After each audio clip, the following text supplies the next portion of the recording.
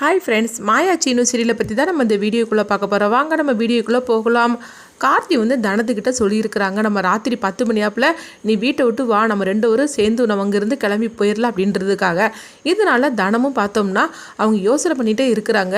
ஒரு சந்தர்ப்பத்தில் நம்ம கார்த்திக்குடையே போயிடலாம் அப்படின்னு சொல்லிட்டு தனம் வீட்டை விட்டே அவங்க வெளியே வராங்க. இன்னொரு பக்கம் பார்த்தோம்னா கருப்பசாமி ஊரை சுற்றி அவங்க எல்லா பக்கமும் வந்துக்கிட்டு இருக்கிறாங்க. அப்போ மாயாவுக்கு கவு திறக்க சவுண்டு கேட்குது. உடனே அவங்க எந்திரிச்சு பார்க்குறாங்க. தனம் இல்லைங்கிறத அவங்க பார்த்துருந்தாங்க. ஐயோ, தனம் அப்போ கார்த்தி சந்திக்கிறதுக்காக தான் போயிருக்கிறா. அவன் என்ன பேசுகிறான்னு தெரியல. ஆனால் தனம் இந்த நேரத்தில் போனது என்னமோ நம்மளுக்கு தப்பாக படுது. உடனே நம்ம அங்கேருந்து கிளம்பி போகலாம் அப்படின்னு சொல்லி நினைக்கிறாங்க. சரி, நம்ம யாரையாவது கூப்பிடலாமான்னு சொல்லி பார்க்கும்போது இல்லை நம்ம யாரையும் கூப்பிட வேண்டாம், நம்மளே போயிடலாம் அப்படின்னு சொல்லிட்டு அவங்க யாருக்கும் தெரியாமல் அவங்களும் அங்கேருந்து கிளம்பி வந்துட்டு இருக்கிறாங்க. இங்கே பார்த்தோம்னா கார்த்தி தனத்துக்காக வெயிட் பண்ணிட்டு இருக்கும்போது தனம் அந்த இடத்துக்கு வந்துருந்தாங்க. வந்ததுமே கார்த்தி சொல்கிறாங்க, தனம் நீ என்ன பார்க்க வருவேன்னு எனக்கு தெரியும் தனம், நான் அதான் நம்பிக்கையோட உனக்காக காத்துட்டு இருந்தேன், வா நம்ம அங்கேருந்து கிளம்பி போயிடலாம் அப்படிங்கவும். அப்போ தனம் சொல்கிறாங்க, எனக்கு என்னமோ பயமாக இருக்குது சார் அப்படிங்கிறாங்க. என்ன தனம் இந்த மாதிரிக்கு பேசிகிட்டு இருக்கிற, உனக்குன்னு ஒரு நல்ல வாழ்க்கை இருக்குது, அந்த வாழ்க்கையை நம்ம அமைச்சிக்கலாம். சொல்ல பண்ணாக்கி உன்னால் என்ன மறக்க முடியாது, எனக்கும் ஒன்றை மறக்க முடியாது. எதுக்காக நீ உன்னுடைய வாழ்க்கையை கதிர் கட்டின தாலிக்காக நீ உன் வாழ்க்கையை நாசம் பண்ணணும், அதெல்லாம் நீ பெருசாக எடுத்துக்கவே வேண்டாம். சொல்ல போனாக்கி கதிர் கட்டின தாலி உன் கழுத்தில் இருக்கவே கூடாது. அதனால் சொல்கிறத கேளு, நம்ம 2 பேருக்கும் நம்ம ஒரு புது வாழ்க்கை நம்ம அமைச்சிக்கலாம், நீ என் கூட வா அப்படின்னு சொல்லி தனம் சொல்லவும், தனமும் கார்த்தி பேசினதை கேட்டுட்டு ஒரு கட்டத்தில் கார்த்திகிட்ட போயிடலான்னு சொல்லிட்டு தனமும் முடிவு எடுக்கிறாங்க. அங்கே பார்த்தோம்னா கரெக்டாக மாயா வந்துருந்தாங்க. மாயா வந்ததுமே தனா அப்படின்னு சொல்லி கத்தவும் தனா திரும்பி பார்க்குறாங்க. பார்த்ததுமே அவங்க அதிர்ச்சி அடைகிறாங்க. என்னது மாயா அங்கே வந்துட்டா அப்படின்னு சொல்லிட்டு அவங்க அதிர்ச்சி அடைகிறாங்க. இங்கே பார்த்தோம்னா கார்த்தி அதை விட அதிர்ச்சியில் நின்றுட்டுருக்குறாங்க.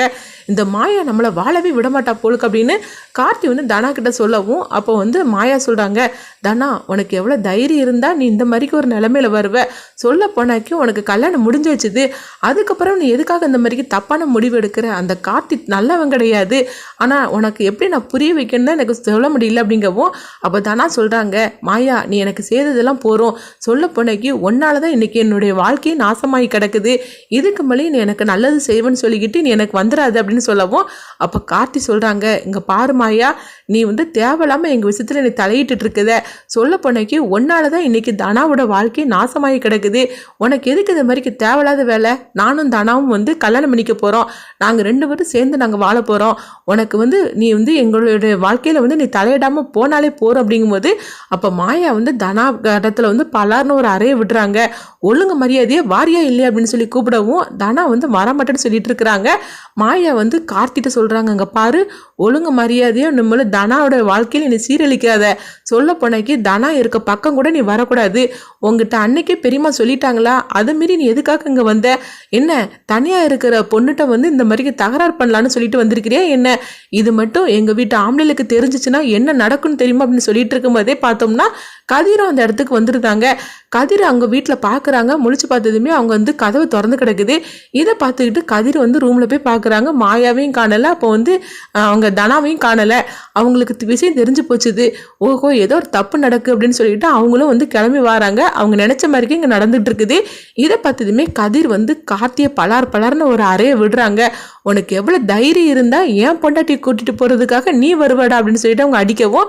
அப்போ தானா சொல்கிறாங்க, இங்கே பாரு கதிர், நீ என்னை பற்றி பொண்டாட்டின்லாம் சொல்லிட்டு இருக்காதுன்னு அப்படிங்கும்போது, ஆமாம் நான் அப்படி தான் சொல்லுவேன், நான் கட்டின தாலி உன் கழுத்தில் இருக்குது, நீ எனக்கு பொண்டாட்டி தான், நீ பேசாமல் அமைதியாக ஒதுங்கிரு, நீ உனக்கு எவ்வளோ தைரியம் இருந்தால் நீ என் பொண்டாட்டியை கூட்டிகிட்டு போகிறதுக்காக வருவோம் அப்படின்னு சொல்லிட்டு கார்த்தியை வெளுத்து வாங்கிட்டு இருக்கிறாங்க. அப்போ அங்கே பார்த்தோம்னா மாயா சொல்கிறாங்க, கதிர் நீ மட்டும் எதுக்கு தனியாக வந்த, வா நம்ம போகலாம் அப்படின்னு சொல்லவும்.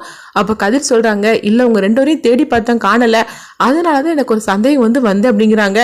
சரி தனா, ஒழுங்கு மரியாதையே கூட வந்துரு, இதுக்கு மேலே நீங்கள் இருந்து தகராறு பண்ணிட்டு இருந்தேன்னா அப்புறமா தேவையில்லாத பிரச்சனை ஆகிரும், ஒழுங்கா வாடி அப்படின்னு சொல்லிக்கிட்டு மாயா தனாவோட கையை பிடிச்சி அவங்க இழுத்துட்டு வந்துட்டு இருக்கிறாங்க. இங்கே பார்த்தோம்னா இன்னொரு பக்கம் கருப்பசாமி வந்துட்டு இருக்கிறாங்க. கருப்பசாமி கண்ணில் பற்றக்கூடாது அப்படின்னு சொல்லிட்டு அவங்க 3 பேரும் அவங்களுக்கு தெரியாமல் வந்துருந்தாங்க. கருப்பசாமி கண்ணில் படாமல் அவங்க வீட்டுக்கு வந்துருந்தாங்க.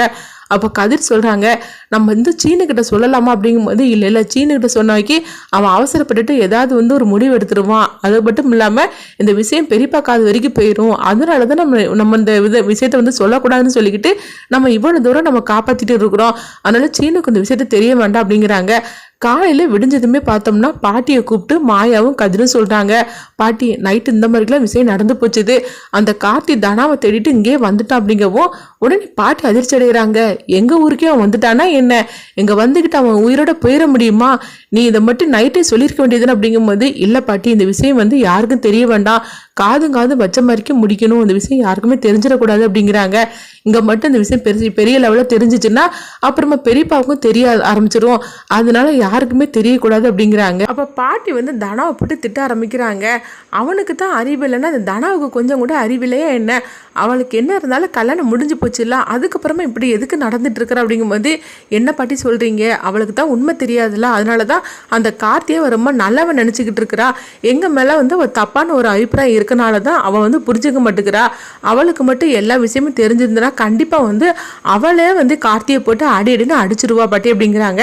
அப்போ பாட்டி கேட்குறாங்க, சரிம்மா அப்படி என்னதான் ஆதாரத்தை வச்சுருக்கான் அப்படிங்கும்போது, பாட்டி எங்கிட்ட கொஞ்ச நாளைக்கு அதை பற்றி கேட்காதீங்க அப்படிங்கிறாங்க. இந்த மாதிரி தான் அது சூப்பராகவே எடுத்துகிட்டு போகிறாங்க. அடுத்து என்ன நடக்கும் சொல்லி நம்மளும் வெயிட் பண்ணி பார்க்கலாம்.